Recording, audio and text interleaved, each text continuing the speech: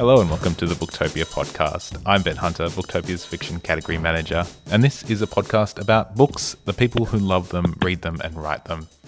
Today, I'm joined by Sarah Winman, best-selling author who lives in London. After attending the Webber Douglas Academy of Dramatic Art, she had a career in theatre, film and television, and she's the author of When God Was a Rabbit, A Year of Marvellous Ways, Tin Man, and her latest is called Still Life. Sarah Winman, thanks for joining me over the airwaves today. Oh, it's my absolute pleasure. It's lovely speaking with you. Still Life is an enormous and joyous book. How do you go about summarising this thing? Yeah, very badly. I'm not good at summarising this book. There are so many ways of talking about it. So I usually start with it spread over 4 decades, begins in wartime Tuscany and Florence with the chance meeting between an aging art historian called Evelyn Skinner and a soldier and one-time globe maker, Ulysses Temper. And it's a meeting that sort of changes their lives, and they remember each other from this particular one moment. And then the story divides, they go separate ways. The story goes back to post-war London, and then it does come back and settle in Florence. That's the sort of the start of it and the premise. But I would probably say that it's about found family. That's very important. It's about friendships. It's about the placement of beauty and art in life. And really just this, what I would call the slow unfolding of life. That's it. There's not I'm not putting my book down, but there's not a great deal that goes on in this book, except the relationships and the vividness of those relationships. That's remarkable of you to say, because I struggle with the amount of things that happen in this book. There's a flood, there's a war, there are relationships, there's generations of action. Yeah, but do you know what? Maybe it's simply because I'm not a plotter, so I didn't start with things happening. I didn't set out. I had one thing that I knew was going to happen in this story, and that was the flood. And that's because it came to my attention in 2015, and it was going to be based around that. And of course, things change in a book. Yes. So the way the story unfolded, it seemed to unfold very naturally. That's probably what I mean. That there wasn't the plot points or trying to turn things, make a story go left or right. It was just it was a very natural unfolding for me the more I got into relationship with the book. Yeah, and in that, perhaps that's maybe why I feel this novel is a little bit closer to life than a lot of novels that I read. I really struck a chord with this novel, and it filled me with a lot of joy. Good. Tell me about the flood and Florence in general. How did that come to be of interest? It came to be of interest because just probably the end of 2014, I'd done a very basic course in Renaissance art at the National Gallery. Very, very basic. I don't know much about art history. I know what I like, but I wanted to do this just for pleasure. And it was just a very beautiful thing to do. And come 2015, Marvelous was going to come out, and I knew that I would probably be on the road with publicity for quite a while. So I decided to go to Florence in January for about 10 days so that I could think about what I'd learned previously and start looking at these paintings in real life rather than on a screen. So I ended up in Florence in January 2015, which was the most incredible time to go. The prices were very low in hotels. No one was around. I remember walking into the Accademia and seeing this incredible statue of David, Michelangelo's David, and no one was there. I mean, it was Wow. extraordinary and very magical. And then I was in a restaurant, and it was just after lunch, and nobody else was there. And I looked at the walls properly as I'd finished lunch, and there were these photographs of Florence underwater. And I knew it was Florence. But actually my head was saying, well, it's got to be Venice, because these streets were just awash. They were small rivers. And I talked to the owner, and he said, no, it was the flood of 1966, the big flood. And he brought me out some books to look at, and then he talked to me about these people called mud angels. Mud angels, yes. Predominantly the young men and women who came to the city from all over the world to help clean up art, to help clean up the city itself. And then, of course, they did other things. What I learned, they started to help older people. They delivered food, and it was this incredible act of generosity. And I'm an incredible romantic, as I say, at heart in my life. And I found that very romantic. It was the decade of sort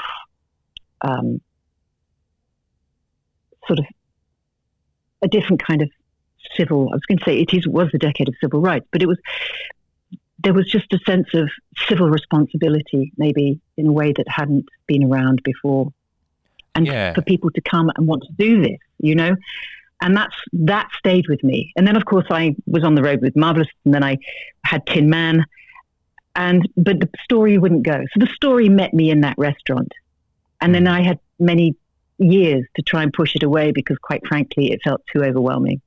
I just didn't know where to start. Everyone, lots of people had written about Florence. I wasn't an art historian. I didn't know a great deal, and I'd never written about a city that I didn't know well. All my other books have been about places that I do know quite well. Well, a great deal of the book is also set in Essex, which is where you grew up. Is that correct? No, not Essex. It's set in the East End of London. I see. Okay. Yeah, I was brought up. I mean, we call it Essex. It was actually in the eastern suburb of London, so it was a suburb of London. But this is actually more centralised of the East End of London. So it was in a place called Old Haggerston, where it's set actually doesn't exist anymore. I talked a little bit in the book about sort of slum clearance, which it was just a lazy way of getting rid of people's homes, actually, and not doing the renovations that was necessary. So that's what happened. And it's a very beautiful part because it was a mix. The sort of the gentrification even back then was a kind of a mix between sort of a lower middle class, and sort of working class. A beautiful kind of Gothic squares. So that's what it was set. And it's important that it was set in a sort of a working class area because part of this novel is about opportunity and what people can do with opportunity and how people thrive with that kind of opportunity. Yeah, that's a really well put way of phrasing that. I remarked upon this in this novel the way working class people participate in life in a way that just doesn't seem a possibility in the 21st century. No. There's travel, there's civic and community engagement in ways that just lit my mind on fire. I really warmed to that. How did you get into that? I got into it because it was the antithesis of what was happening in life. That was it. And when I came to sit down to write this book, we'd not long had Brexit. We've started to become quite an appalling country, actually, with our division and our rhetoric and this kind of right-wing politics that seems to be happening all over the world. I was going to say. And whatever one wants to say about right-wing politics, it's not there for the populace. It doesn't benefit the population. It benefits very few people. And it was just, I've lived long enough now to see another way. History repeats itself, and it's quite circular, as I write about in the book. So I just wanted to. I was sort of finding it unbearable to just be confronted with this perpetual narrative of hatred, which is ultimately what is going on. And so I made a decision. I said, the books I was drawn to at the time was books that sort of made me laugh, or made me just feel joyous, or was almost like an adventure that took me out of the present. That sort of almost old-fashioned kind of reading. That's what I wanted. And so I thought, well, that's what's affecting me. and that I need this this lightness, and I need this entertainment in order to recharge, in order to face what is happening outside, and to do my part against what is happening outside. And so the decision was to write a book tonally that was joyous and entertaining. So every time I sat down, even when I was feeling pretty heavy-hearted, I would wait, or I'd go for a walk and say, "Come on, let's focus on a section that that made me laugh. Let's start there, and then let's move into it again," because I thought it was important. But I also thought at the end, when I read over it, I'm not presenting anything that is unattainable in today's world. Yeah. I'm just bringing in empathy and kindness, which I think, I'm full. I think this is a great political movement, a movement of empathy and kindness. And maybe one day that will be the backlash of all of this. Yeah, and the empathy and kindness in your novels, it flows from characters who would be today outcasts, and probably back then were outcasts to a degree as well. There's this wonderful, totally. There's this wonderful ensemble of people you meet in this novel. How do you approach writing such a big cast, and how do you keep it together? And do you have a favorite among them? I wanted to write an ensemble piece. I wanted to write what would be a theatrical ensemble piece, because that's what I was attracted to. When I was writing it, I saw a play in London called Girl from the North Country that had been written by Conor McPherson with music and lyrics by Bob Dylan. And it was set in that beautiful trope, which I've used in a boarding house. But there was so many characters, and I loved the interactions. And I thought, yeah, especially after Tin Man, which was a very small and a very kind of almost like a chamber piece novel. I wanted something that was very, very big, and I wanted the theatricality. I wanted a lot of dialogue, and I wanted to present a lot of people and almost create what I did. I wanted to create, as I said, found family, a family that wasn't necessarily blood related. That's always important in my books. I want to break this kind of the construct of family.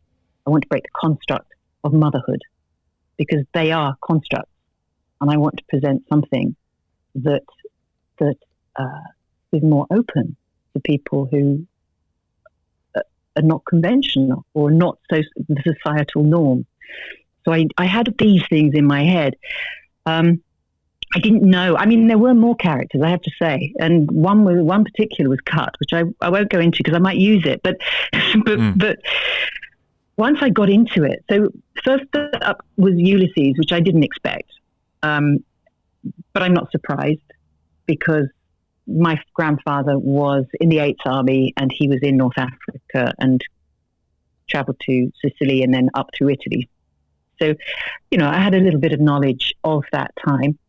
And then Evelyn came very close on the heels of that, due to a wonderful book called Florentine Art Under Fire by a man called Frederick Hart, who was placed in Tuscany with the 5th Army. He was an art historian and was traveling around trying to find the artworks that had been hidden in the villas so that the Germans wouldn't take them back to Germany.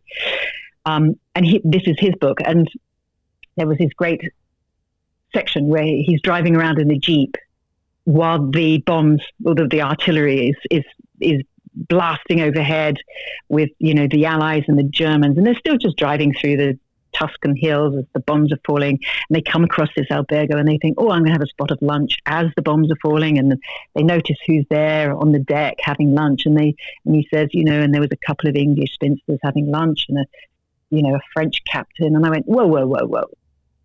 What is this, English spinsters having lunch? In the middle of the Tuscan hills, in the middle of wartime. I love the word. I would never normally use the word spinster. It's a ghastly word, but it's quite specific to the time. But it also was there because I wanted to do a link later on with Forster, and that's a very common word in that he has used. So, you start to build them up, and you also start to wonder what characters need and what other characters need. What do people need? Who do people need in order for them to be themselves and to show aspects of themselves. So I had Ulysses and I had Evelyn. Of course, I needed Captain because the Captain was part of Ulysses' deep love and education. So we had that.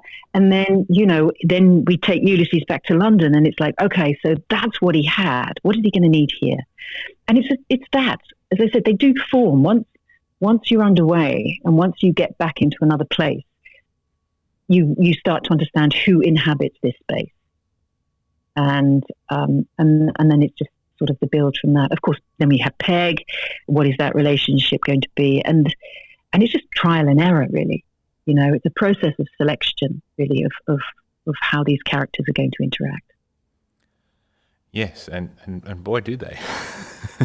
Yeah, no, they really, really do. And I was attracted to that. I mean, I need to do a shout out to Tim Winton's book Cloud Street that I read a long, long time ago. And I was deeply moved on all levels by this book about this because that was another big theatrical book. Yeah, that's a really interesting and connection. and that book stayed with me. Yes, it obviously stayed with me because I had always, I think I'd probably declared I would like to do my version of the elements in that book that resonated with me. And so maybe I have to some degree, but there was so much grace in that book, and again, so much goodness and so much laughter. Those are as I said, those are the elements that I wanted to hopefully instill. Ulysses plies a trade after the war as a globe maker. How did you come across globe making? Are you big into globes? Well, I always love a globe. It has to be said. And then what happened was I sometimes do write for a blog called Spittlefield's Life, which is run by the gentle author. Amazing blog if anyone's interested in the East End of London, which I am. And one of the stories that came up was about a man called Peter Bellaby. This was quite a long time ago. So these things, I always say, you never know how your interests then influence a novel. So a long time ago, I read this story about this man who wanted to find a globe for his dad's 80th birthday. And he couldn't find a handmade globe, not the mass-produced one. He just wanted something that was incredibly special. So he decided to make it himself. And that then went on to an incredibly profitable business that he runs now called Bellaby & Co. And they make handmade globes, and they're stunning. And so I spent an afternoon with him, and he went through maybe how somebody would make a globe in the 1950s and previous to that. And it's beautiful. It's absolutely beautiful to see. And I think this is the point, to see the earth in miniature and how absolutely stunning it is. And I suppose the image of that is very much about the preciousness of the earth and how Cressy later on, at the end of 1968, when the Apollo goes to do basically a recce of the moon to see where a landing craft could actually land. And they take some of the first, they did. The crew, William Anders, took the first colour photograph of Earth called Earthrise. Yes. And maybe it is an age thing, and maybe it is to do with climate change, and maybe it is to do with the absolute devastation of what we're doing to this planet, that I find it deeply moving now when I look at that picture in a very different way when I'd seen it before. And so there is this link. There's a link to this image of man being in space and looking into the darkness and seeing this incredible blue planet, which is just beautiful but also vulnerable. And this is all we've got. And then we've got this globe maker who is so precise, it's as if he's holding the earth. And I think what we come to at this point is what I would call how these men inhabit the feminine space. Feminine space is not gender specific. Feminine space is an energy, and it's about cherishing the earth and cherishing matter, cherishing women. So you have these two men who are very much that, Cressy and Ulysses, in in this pensione, and they're bringing up a girl child as well. And that's a very important thing for me, that there is a link between how we treat the earth and how we treat women. And it ain't looking good at the moment. Certainly as we come out of lockdown, what has happened. And again, what I'm writing is the antithesis of that. I'm writing about how this energy is so healing, and that when men get on board with this energy, how the world could change. Many men do live within this space, and they do exalt in that energy, which is part of them. But we need a lot more of that, and we need a lot more of that by people in power. And unfortunately, we just don't have it right now. I think they need to read your books. And get a taste of that joy and that energy. I think they would throw it across the room and go, "What is this?" Well, I don't know. You've elicited a reaction at least. I want to ask. I'm running out of time, but there's so much to unpack, and I need to know how E.M. Forster came to be in this novel. E.M. Forster came to be in this novel purely by a room with a view. Right. That is one of the premise was, okay, what am I going to, if I move these people over? Well, I suppose what came first was actually reading Room with a View. I've read it many times. I probably, like a lot of people, might have come to the film first, that glorious, glorious film in sort of the early mid-'80s. Which is a very different beast to the book. The book is very much about class, as a lot of his books are. Who has the right to comment on art? Sacred versus the profane,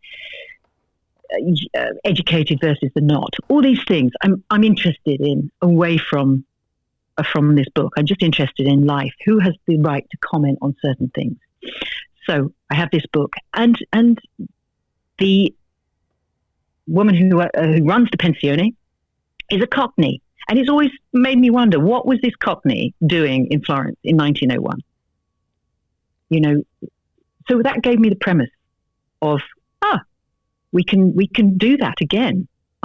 These people can move there, and they can set up a pensione, because it's already been done. And actually, reading Forster's letters, it was actually true. So the Bertolini was the boarding house in A Room with a View, but in real life it was called Pensione Simi, and it was run by a Cockney landlady. And if you look into Forster's letters, his volume 1 of letters, that was edited by Furbank, it's very simple if anyone's interested. There's the sort of the 1901 to 1902 section of the letters, and they're all about his travels in Italy. He was away for a year with his mother, and he writes these letters back, and the place sounds absolutely ghastly. It just sounds full of these awful English people who are just patronizing to the Italians, and yet he did go back there, so it must have got under his skin. And I loved the idea.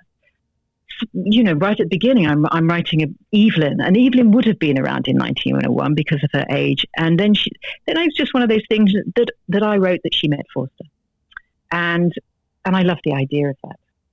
I love the idea of fictionalizing a real life character. I'd seen other people do it. I'd never done it. And I thought, oh yeah, I'd love to do that. And there was very little, there's not much footage. I don't think there's any footage actually of Forster as a sort of a late teen, early 20s man, which he would have been around that time. Early 20s. So I thought, well, then I can do this. All I've got really is his letters. And he's very funny. He's very entertaining. And the more I could take parts of his letters, then it was as if my own voice could fill in the gaps, because they're very, I really liked that young Forster a lot. And then when I went to stay in Florence winter, 2019, I was there for the whole of January. And that whole 1901 section kind of just wrote itself. Wow. The city was quiet. There was lots of ghosts, you sort of imagine. And I just had so much fun with it. I had so much fun reading it. Good. This is very lovely to hear. This is it. I did want that, And I'll give you one more compliment. Openings of books very rarely, to sort of stay with you for years and years. But the opening of Tin Man is one of the best things I've ever read. This moment, the act of defiance, a woman with a winning raffle ticket, her husband demands she takes the bottle of whiskey, and she takes the reproduction of Van Gogh's Sunflowers, and it takes pride and place in her home and her life. It's this beautiful moment of defiance, and it's this incredible interaction between what you would call an ordinary person and extraordinary art. And that to me gave a connection to this novel of unlikely characters in an extraordinary place and interacting with a world of art. Today, great art seems to be commodified and rarefied to such a degree that it is not a tangible thing to ordinary people like me. Do you feel that way? And how can someone like me have a better relationship with art, in your opinion? Well, I'm the same as you. I write about people who I used to be. I didn't grow up with art. My act of defiance was suddenly to say that I'm not going to university, I'm going to drama school. And it was an act of defiance because nobody had ever done that. And I had never wanted to do that. I just heard of somebody else doing that. And so what I'm writing about was how that changed my life. And so I don't think that art can change the world. I think that's probably putting it too much on a pedestal in a way. But I think it's an antidote for so much. And the problem is, I don't know what's happening in Australia, but I know here is our arts curriculum is being decimated year after year after year. And what that does is it stops the ordinary child having access to art, to drama, to dance, to music. Now, this may not sound important, but it's incredibly important for self-expression and for also for a time when maybe there'll be a post-work world for these people, for some of these people. Some jobs just won't be available. So how are people going to define themselves? How are people going to see themselves as more than their circumstance? How are they going to get pleasure in life? Because let's not forget that art and pleasure should go hand in hand. This is as old as human beings, art. As soon as man could tell stories, they were drawing on the walls as well. It is so inherent as a part of us.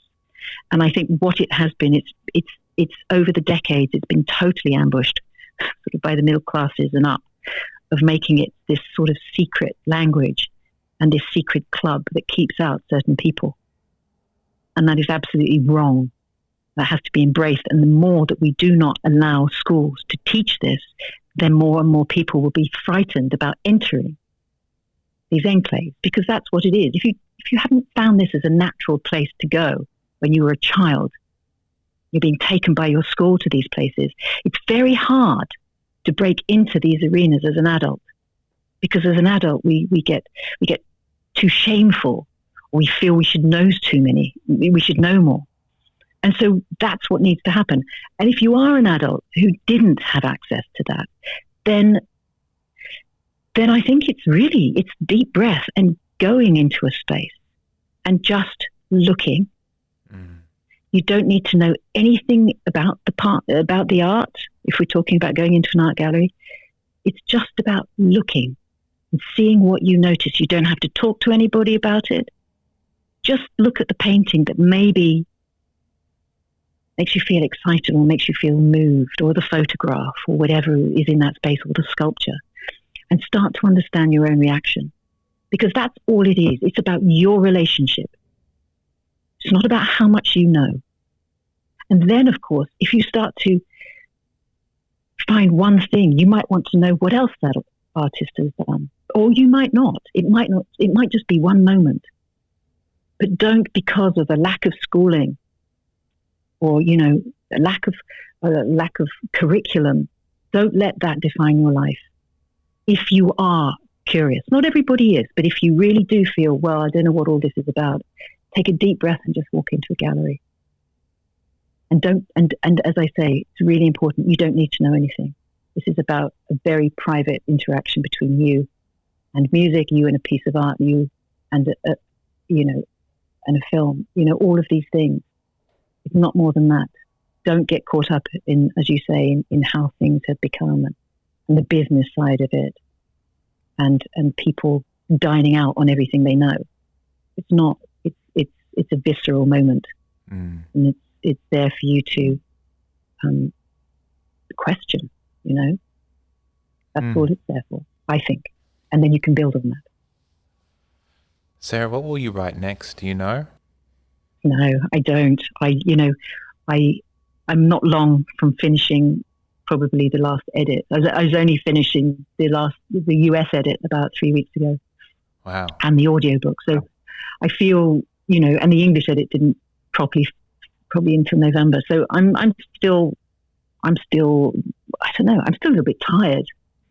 And the other thing is, my ideas for story usually come when I'm not in this country. Wow.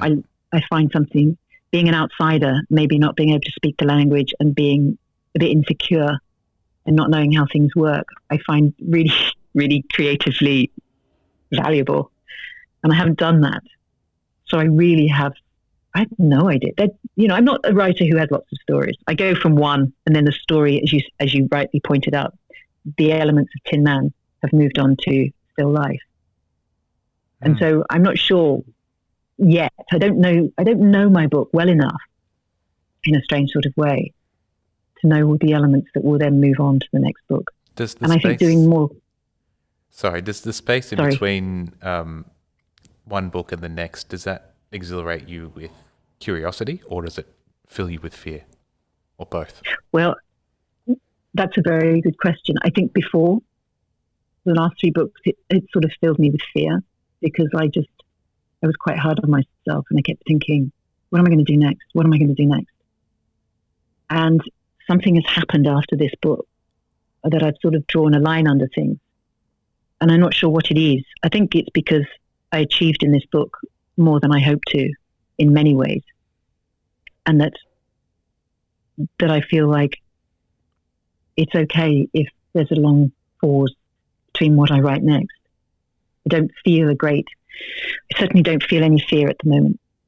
I am curious to know, because seriously, there is nothing there. There is nothing there. And I do need to do a lot more talking, as I'm talking with you, and questions to understand why I wrote this book.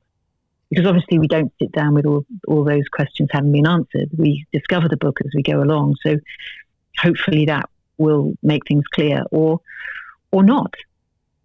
I'm okay at the moment, sitting with the unknown, which is usually a very frightening place for me.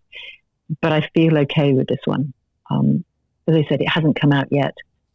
And I think I need to enjoy this moment. I don't often. I put myself under a little bit too much pressure sometimes. And I really, really want to enjoy this moment, because I feel that people are enjoying this book. Yes. And so I think it would be very healthy of me to sort of enjoy it with them. Yeah. And you made something, and you're putting it out there in this world that has been so cold and so closed. You've made something joyous. It should be a time of celebration. And next time we do this, I hope we can do it in person. I would love that. Oh my goodness, I would love that. Wouldn't it be great if next year something happens and we have that sort of sense of, not necessarily freedom. I mean, I think freedom can be such an internal thing, but just that opportunity again to sort of meet up in a safe way for everybody, and it would just be awesome. I'd love that. Looking forward to it. And Sarah Winman, thank you very much for your time. Oh, my absolute pleasure. Thank you so much.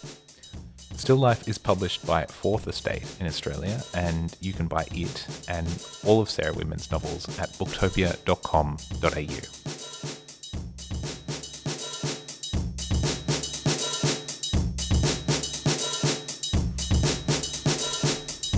Thank you for listening to the Booktopia podcast channel.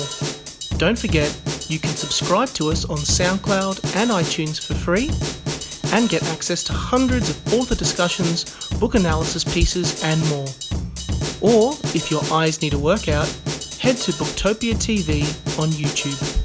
Don't forget, for all books featured in this podcast and for access to a whole bunch of other fun content on our blog, head to Booktopia, Australia's local bookstore, at booktopia.com.au.